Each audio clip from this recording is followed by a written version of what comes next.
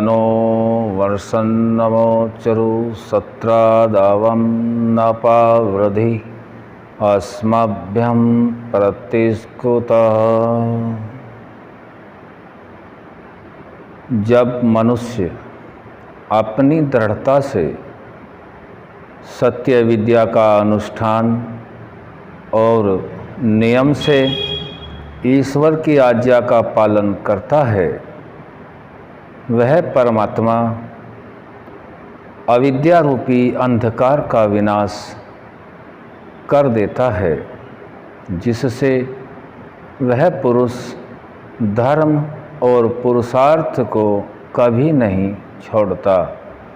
यह ऋग्वेद का मंत्र, पहला मंडल, प्रथम अनुवाक, प्रथम सूक्त नंबर 7 और मंत्र संख्या 6 से लिया गया है। इस मंत्र में समझाया गया है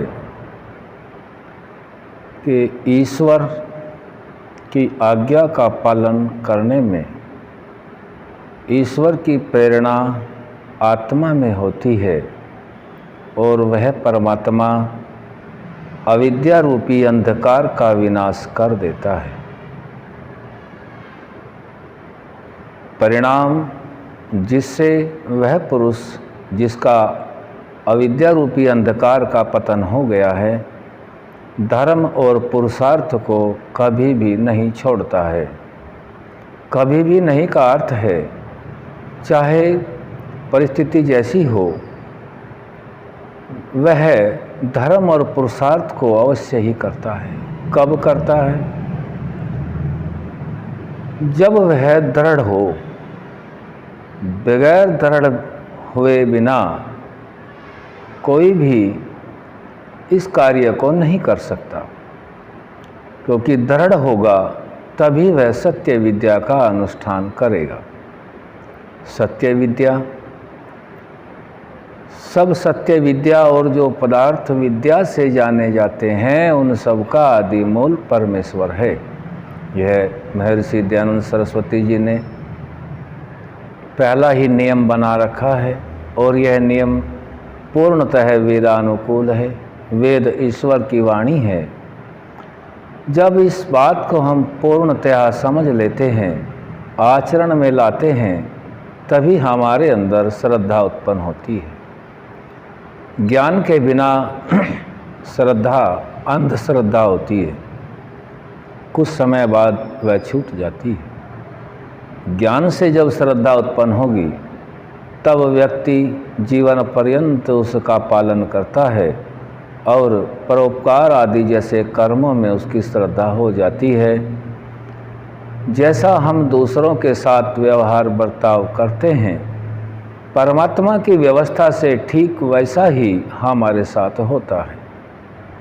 हम सभी को योग्य है कि अपनी दृढ़ता से सत्य विद्या का अनुष्ठान करें, अर्थात सत्य विद्या जो जो वेद की आज्ञाएं हैं, जितना हमसे बन पड़ता हो, जिस सामर्थ्य शक्ति से हम रहते हैं, कम से कम उस सामर्थ्य शक्ति से उसका नियम पूर्वक पालन करें।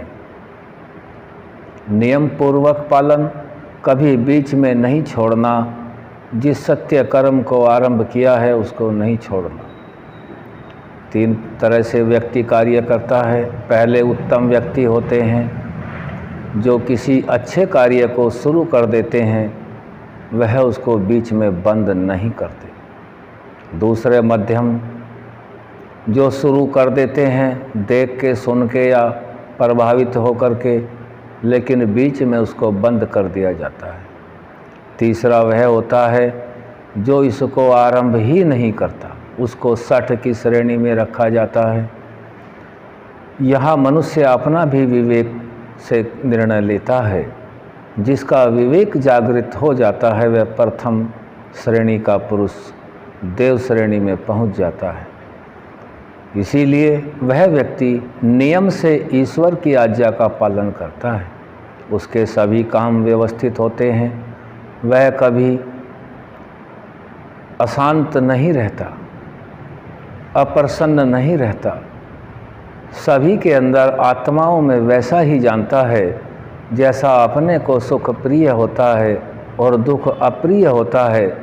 जब उस तत्व का ज्ञान हो जाता है सभी के अंदर वैसी ही भावना रखता है और अपना जीवन यापन करता है।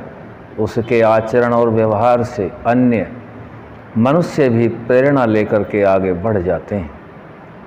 इसीलिए हम सभी को योग्य है कि अपनी दृढ़ता, ईश्वर पर पूर्ण विश्वास, सभी कुछ सृष्टि का रचने, चलाने और संहार करने वाला वही एक परमात्मा है। अपनी दृढ़ता से उसी परमात्मा की दी हुई वेद विद्या के आधार पर हम नियम से उस सत्य विद्या का अनुष्ठान करें। अपनी दृढ़ता से सत्य विद्या का अनुष्ठान करें और उसकी आज्ञाओं का पालन करें, तभी वह कृपा पात्र समझ करके आत्मा के अंदर से अविद्या का नाश कर देता है। और जब अविद्या का नाश हो जाता है तब सभी अंधकार धीरे धीरे नष्ट होने लगते हैं और प्रकाश सर्वत्र फैल जाता है। वह व्यक्ति आनंद, उत्साह और निर्भयता से भर जाता है। जब व्यक्ति उस सत्य विद्या का अनुष्ठान करता है तब वह निर्भय, निशंक, दृढ़ और उत्साही होकर के करना चाहिए। यह वेद का आदेश है, नियम है। हम वेदानुसार यदि अपना जीवन आरंभ करें तो संपूर्ण भूमंडल पर मानवता सही दिशा में सभी के अंदर आ जाती है और संपूर्ण मानव जाति सुखपूर्वक बिना किसी वाद विवाद, देश द्वेष आदि के अपना जीवन यापन करने लगती है। सर्वत्र परमात्मा भी यही चाहते हैं कि कोई भी मनुष्य ऐसा न हो जो सीधे रास्ते पर न चल के उल्टे पर चले। परमात्मा का यही एक दृढ़ निश्चय रहा है कि सभी आत्माएं सामान्य जितना जीवन जी रहे हैं उस शरीर के माध्यम से मोक्ष तक को पार कर सकें, मोक्ष तक पहुंच सकें। यह परमात्मा का उद्देश्य है। परमात्मा हमारा पिता है, वही हमें इस सद्ज्ञान को सृष्टि के आरंभ में ऋषियों के माध्यम से दे देते हैं। ओम सम।